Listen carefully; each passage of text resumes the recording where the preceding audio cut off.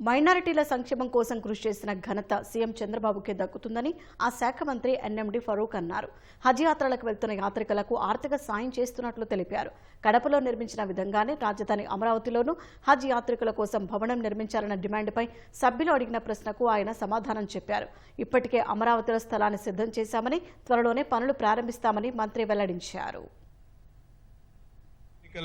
మేనిఫెస్టోలు చెప్పినటువంటి విధంగా వెళ్తున్నటువంటి 544 మంది హజ్ యాత్రికుల కోసం ₹1,00,000 సహాయాన్ని ప్రకటించడం చాలా సంతోషం.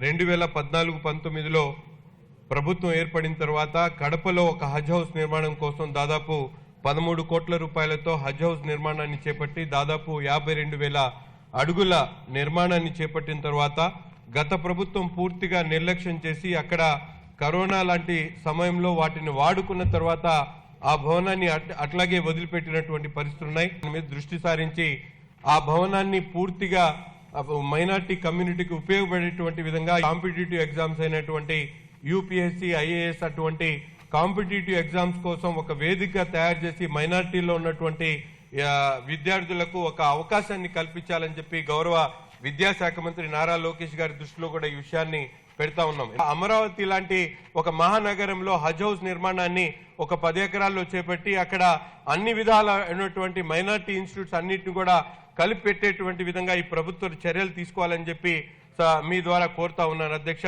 విజయవాడలో దాదాపు 1.20 సెంట్లలో హజ్ హౌస్ శంకుస్థాపన చేశారు. మన ప్రభుత్వం పోయింది. మళ్ళీ ఎవరు బాధ్యత సార్? ప్రభుత్వం 5 ఏళ్ళలో బాధ్యత కదా సార్?